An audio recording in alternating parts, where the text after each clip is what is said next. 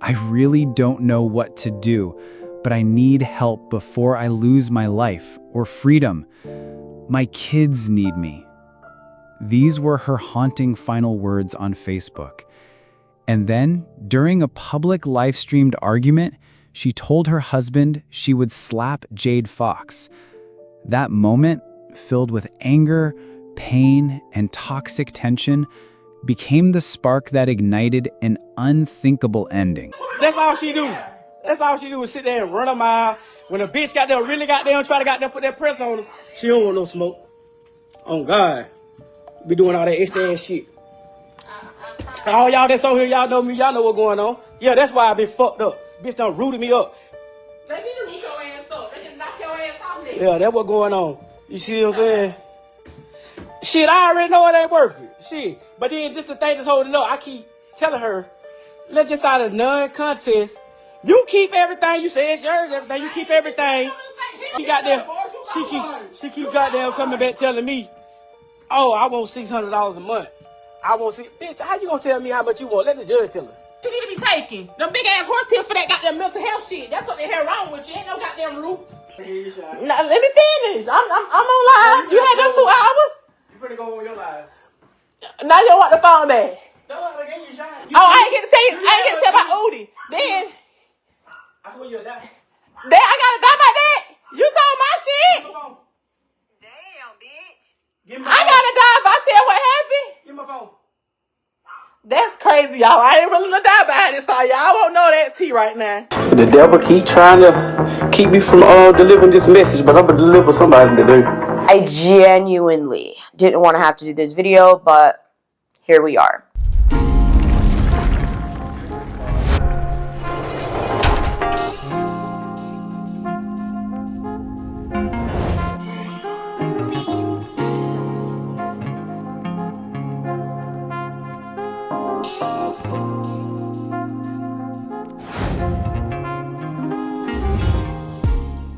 What up, everybody? I am the Mademoiselle, and this is my channel. As you guys can tell by the title, today we're going to be talking about Dutchess Dior and the Frenchman. So first things first, I'd like to offer my condolences to the family, friends, and loved ones of these two, but most importantly, their children, who genuinely should not have to go through this and are going to be able to look up the details of this case as they get older.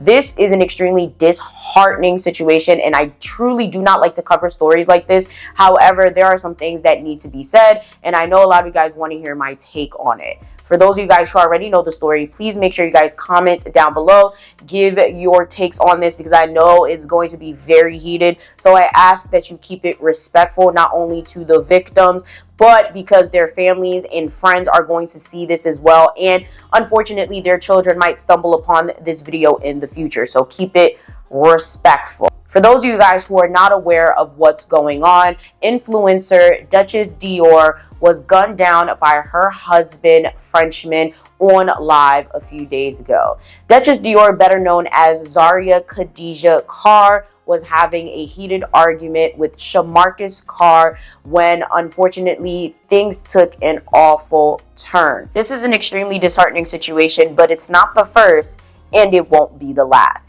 And that's part of the problem I have with the situation, and part of the reason why I wasn't even going to cover it, because this is happening way too often. At this point, it's becoming a trend to kill your significant other on live stream. And that's why it's just like, I was just like, again, like literally I saw this story on my timeline. I'm like, again, it got deleted. But just a quick little backstory on these two. It is alleged, okay? It is alleged, and I say alleged because I might have this wrong. Do your own research. It is believed that Dutchess was a correctional officer. She did meet the Frenchman, who used to bully Frenchies. That's why he got that name. It is believed that while he was a prison at that same facility, that's when they met. He gets out. They get together. They get married. They have kids. And then all of this nonsense begins.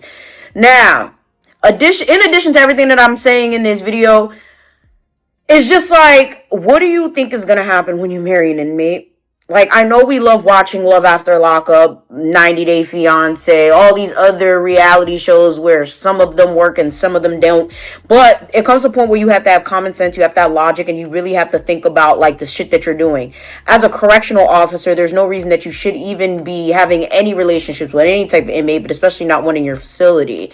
Additionally, even if they don't live there or whatever, you don't know them, or, like, the fact that you being with an inmate is just crazy as fuck, okay? Yes, people can turn their lives around. Yes, you know, people change, but, like, really? Like, you know, and this is not new. The relationship already has a history of being tumultuous. This is not something new. This is not a one-time situation that turned bad. It's just bad, okay? It's all around bad, and now both of them lost their lives. All this to say, I don't think that Dutchess understood the severity of the situation. The man kept saying he was going to take her life, and he took her life. Stop not taking things that men especially say for face value. If they say he don't want you, he don't want you. He say he gonna knock your shit, he gonna knock your shit. He say he gonna kill you, he gonna kill you. Okay? I'm sick and tired of us succumbing to this. Like, watching the clips of the live stream. Watching the live stream is terrifying, because, like, as a viewer, you can tell some shit finna pop off. You could tell, like, this shit not, like, you could see it in his eyes. Okay? And omitting the whole black magic part of this, because I might do a video on it another time. That's another story for another time, for another channel. This is a toxic, problematic relationship that should have ended a long time ago. Like, again, this is not an isolated incident. This is not something that happens once in a while. It's happening, like, way too often, and it is something that needs to be talked about. So let me just get those disclaimers out there, because I know there's always those people down below. No, never been in a DV situation. However, I've had men try to put hands on me, and I wasn't playing that shit. I've done body slam men. I've done punch men in the face. Like, I don't got time for none of that shit. Okay? And retrospectively, I've been witness to loads of DV situations. And let's just say it comes to a point where one becomes tired. And that's why I will say you see a lot of different comments from different types of people on different platforms in regards to the situation, from Facebook to TikTok to Instagram, because you get to a point where you think things are going to get better, and you're like, okay, over time, this is going to change. Over time, people are going to do better. Over time, you know, people are going to do the inner work and pick better people and hold each other accountable, but it doesn't happen. And it's just like, what the fuck do you really want us to say at this point? Like, it gets to a point where it's like, we can't keep enabling this behavior. We have to hold each other accountable, and we have to have these hard and difficult conversations. I'm very, very raw. I don't have time to sugarcoat. I'm not about to sit here and, like, tell you things that you want to hear, or try to, like, oh, well, since we're black and we always get it worse and black women, da, da, da. I'm not doing that shit. If that's what you clicked on here for, because we need to have a serious conversation. Another thing to note is I play devil's advocate all the time. I like to see all sides of a story. I probably would have made a great lawyer, but didn't do that. Yeah, I always feel like 9 times out of 10, everyone's wrong or everyone's right. It's never a one person to blame for everything. And again, that goes into my past point about accountability. And finally, if you're someone who is in a DV situation, please do not take anything I'm saying personally, okay? This is in regards to this situation, as well as my personal experiences that I've witnessed. And there is help for you. Please take the help. There are resources linked down below. I might put some on the screen, but just in case, linked down below. There's people out there that are willing to help, that are willing to listen, that are willing to get you out of your situation. Please use your resources. This is becoming way too common, and it's not okay, especially when kids are involved in this situation. So, of course, this story has been going viral, and there's so many people that have so many things to say about it. Yo, hungry. No, I ain't. Put that fucking black down in my house for real. You know my baby can't be around that shit. It ain't lit. It is. It's taking you. It ain't lit. You done smoked it. Yo, the ashes right there on my fucking floor. It ain't lit. They ain't finna cook shit on this shit in the deal. Watch out now. Well, turn my phone back on. Watch out now. Turn my phone back on.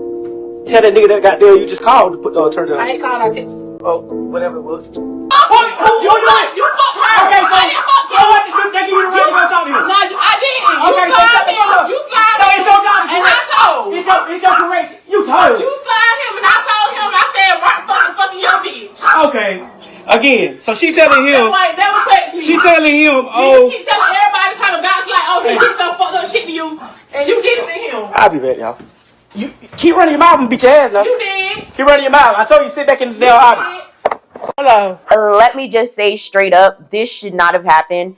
Both of them are at fault. And if you know someone that is going through this, make sure you do everything you can in your power to help these people, because genuinely, okay, and I say this with love, this is a mental issue.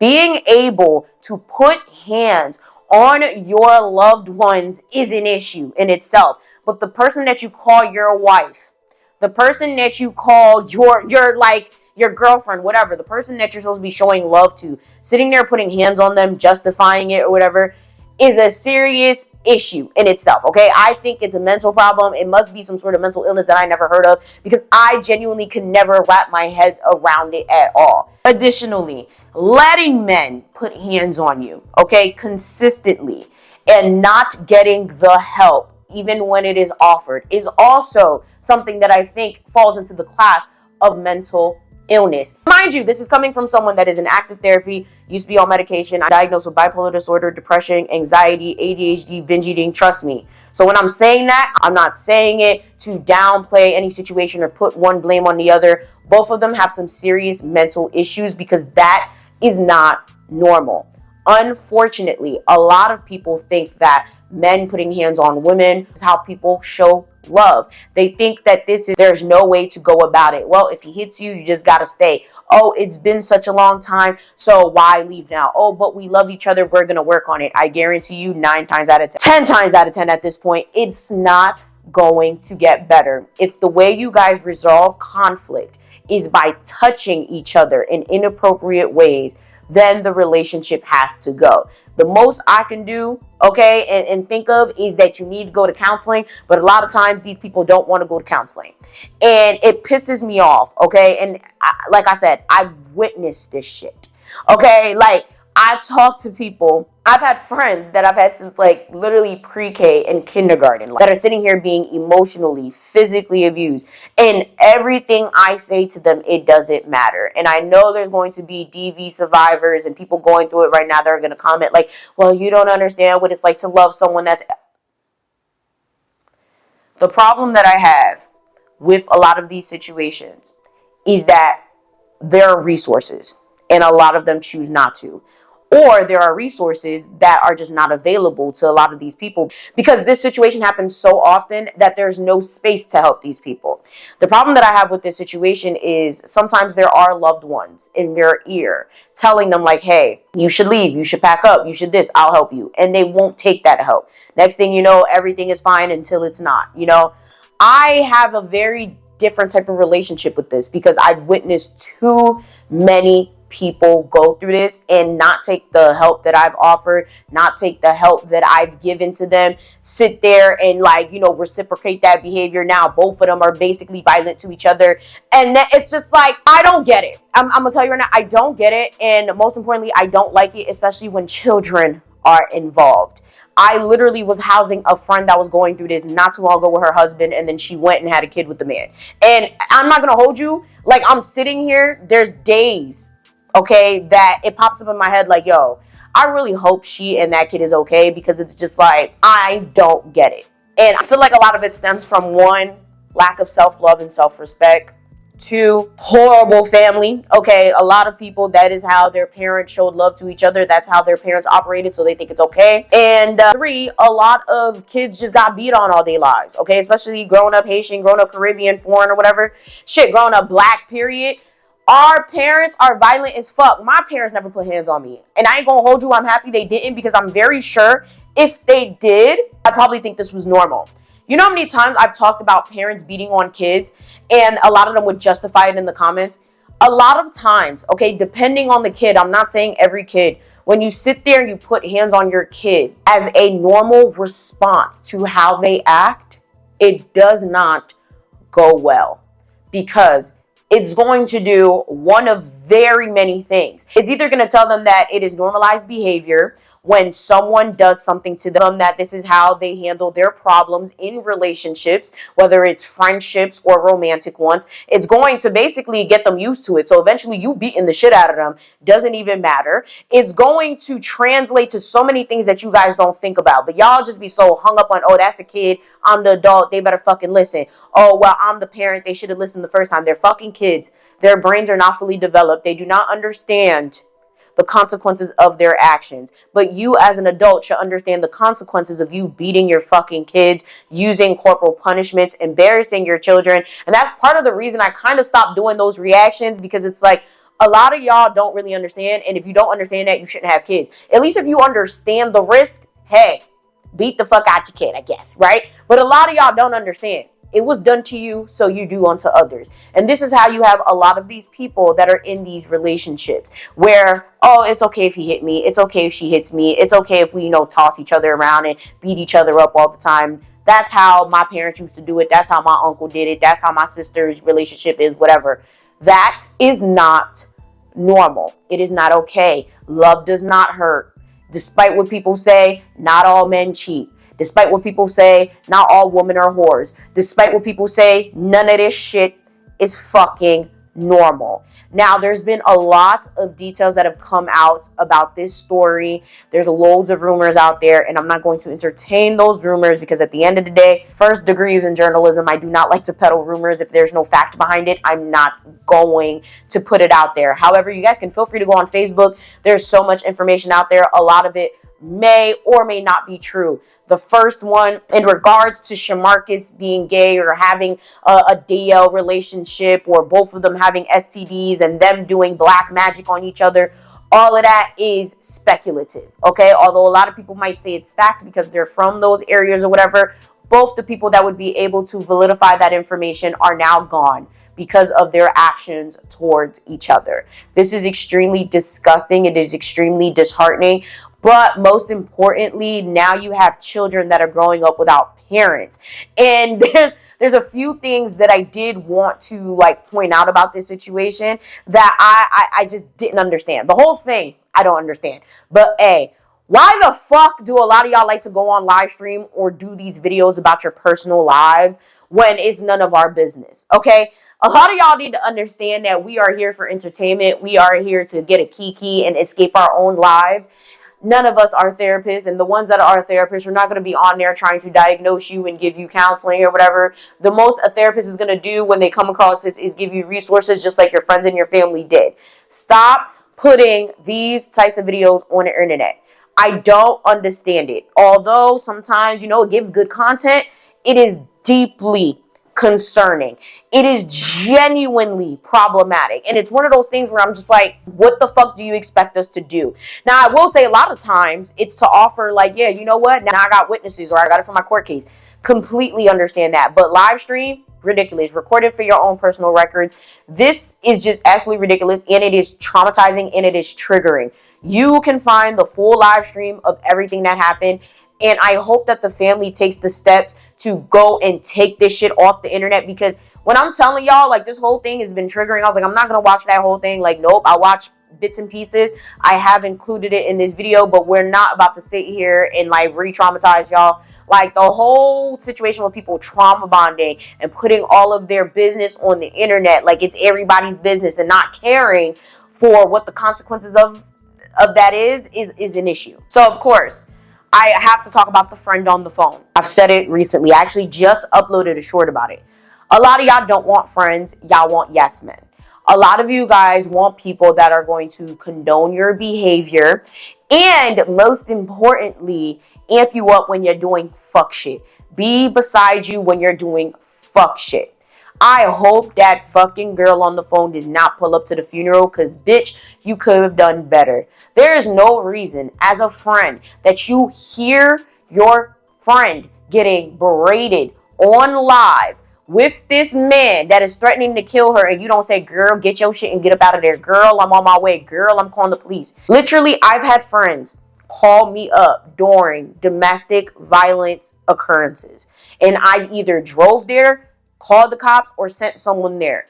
I've sat there on the phone like, I think you need to leave. I think you need to get out before things escalate. I think you need to whatever. So hearing this person on the phone, basically egging this shit on, keying, carrying on, abso-fucking-lutely flabbergasted. Because I don't want to say it's her fault. At the end of the day, it's his fault for being violent, taking her life, and then taking his own. However, she played a part in this, as well as everyone else that sat here and knew everything was going on and didn't say anything, didn't order welfare checks, didn't do anything that they were supposed to in this given situation. It's come to a point where, like, a lot of the friends that I have that have been in this situation, I had to cut off. I probably only have like one or two that are kind of in that situation but kind of got out. But like the rest of them I had to, because it got to a point where it's like, I can't be complicit. I'm not about to sit here and literally watch you kill yourself. Okay, I've offered my home. I've offered resources. I've done this. And it's like, what exactly do you want me to do? And that's why it's like when I see a lot of these comments and they're like, oh, well, you know, he said he was going to kill her. Why'd she stay?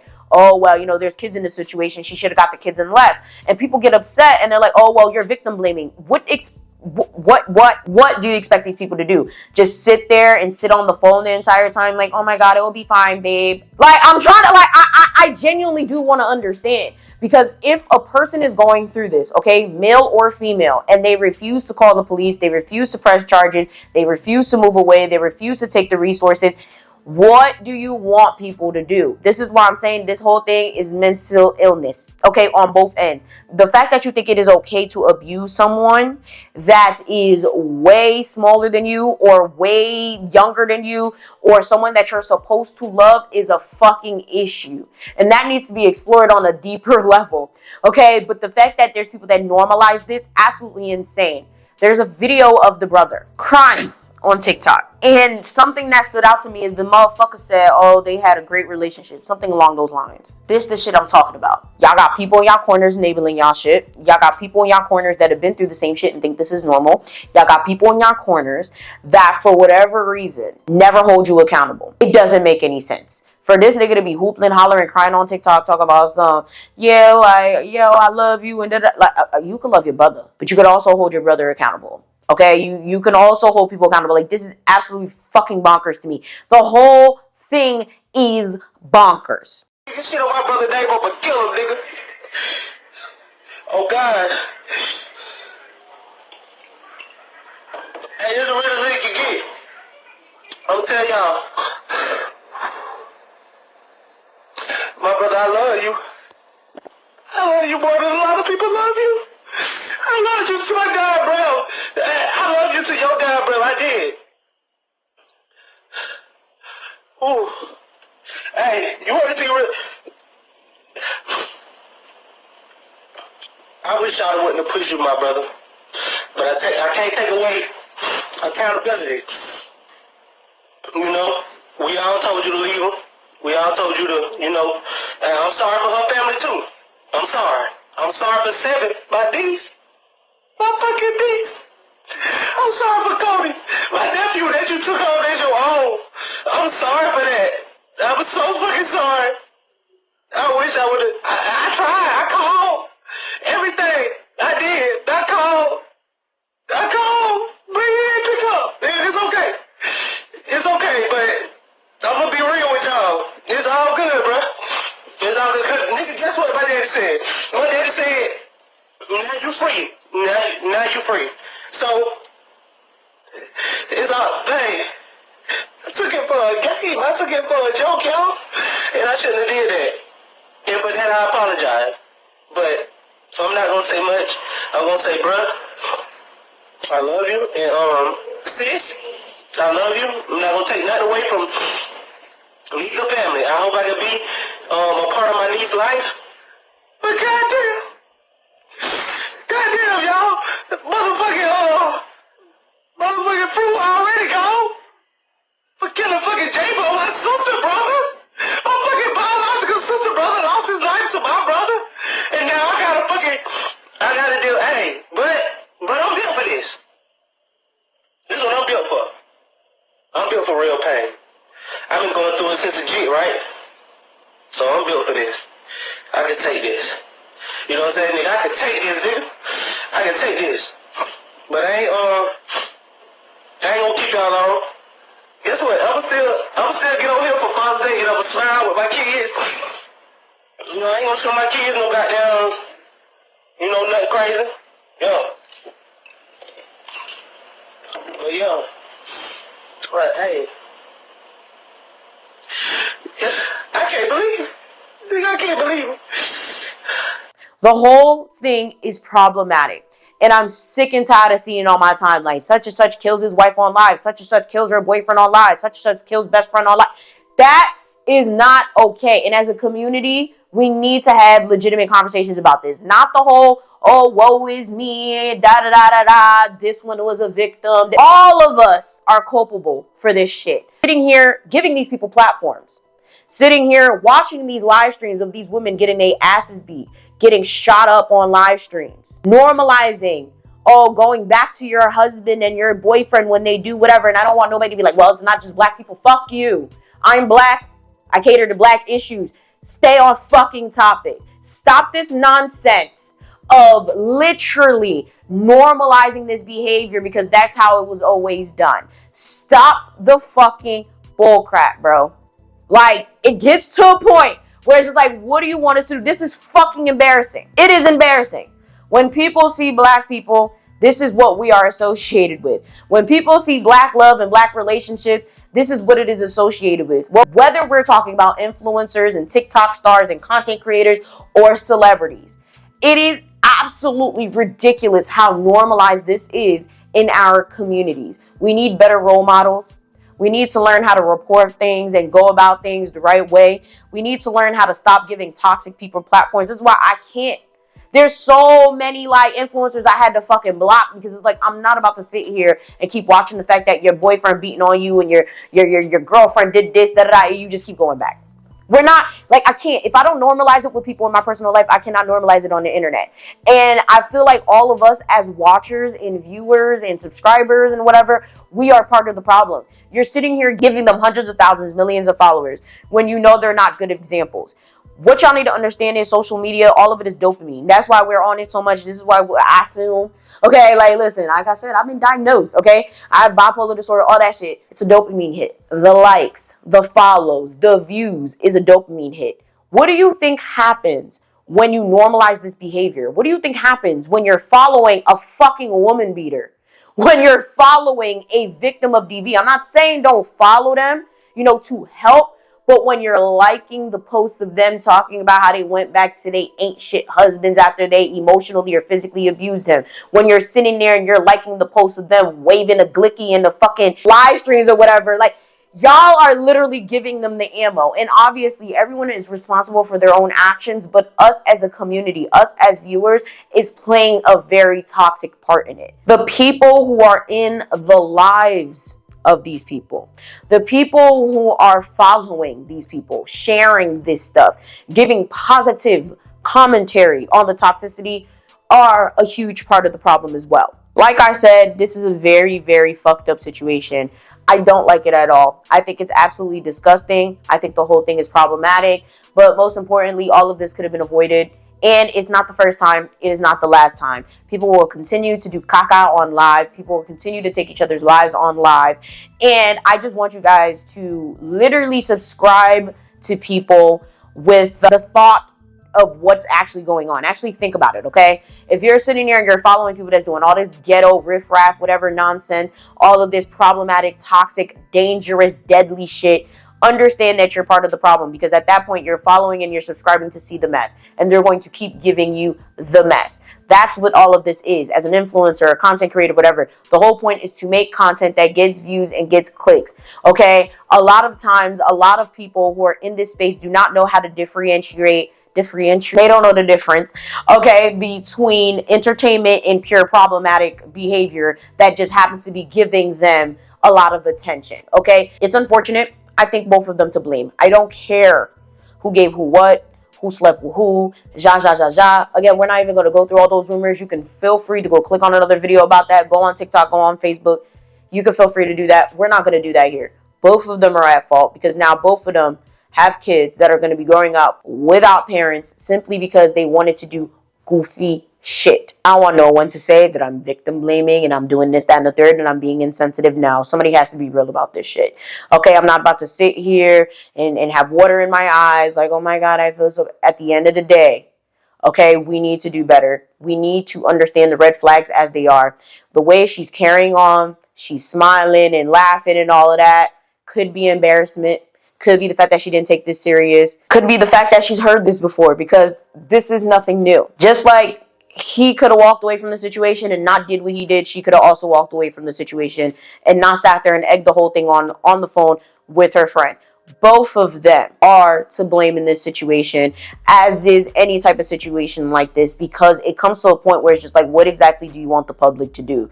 When you put it on the internet, when you're making posts, and what do you want to do? It's one thing to share your story, especially after the fact, but like, you're sitting here and you're putting this situation out there like it is a normal one, and it is not. You're literally commoditizing your relationship. Meanwhile, like, it is not a relationship to be commodified. Like, you're putting all of your situations out there that you know is not good to get what type of response. When you put shit out there, people are going to have a response to it, whether you like the response or not. And of course, my final point, like I said in the beginning, there is help. Take the resources. Now, there's been so many different opinions about this, so let's take a look at some of them. With that being said, make sure you guys like, share, and subscribe, but most importantly, comment down below. What do you guys think about this situation? Have you ever been in a DV situation? But most notably, like, what do you think would have happened if she walked away or he walked away? Because I feel like it would have been a different outcome either way. Shit, he could have still fucked around and shot her as she was walking away, if we're being for real. But like, it's just one of those things where, like, a lot of this is a pattern. It's never really just a one and done type of situation. And especially when you have kids in this type of situation, you really want to put the children first. It's one thing if you want to put yourself in danger, but when we're talking about kids, it's like, no, like, we need to be the best versions of ourselves to raise the next generation. We always talk about, you know, breaking generational curses, but for whatever reason, we keep normalizing fucked up behavior, and I just genuinely do not think that's okay. With that being said, make sure you guys like, share, subscribe. I don't know if I might do another version of this video for my Haitian channel in regards to the love spell aspect, because we talk about love spells, money spells, all types of shit, and I always say love spells are probably one of the worst things that you could ever do to somebody, and it's probably one of the only, I guess, rumors that kind of might be fact, because on live stream, you know, homeboy was mentioning it and she was mentioning it, so it actually might be fact. So maybe I will. Comment down below if it's something that you guys want to see or not, because that's a whole nother thing. Like, if I was to talk about that in this video, it would take way too long. So comment down below specifically if that is something you want to see on my Haitian channel. Check out my other channels. Everything's linked down below. And yeah, I'm gonna see y'all in the next video. Bye.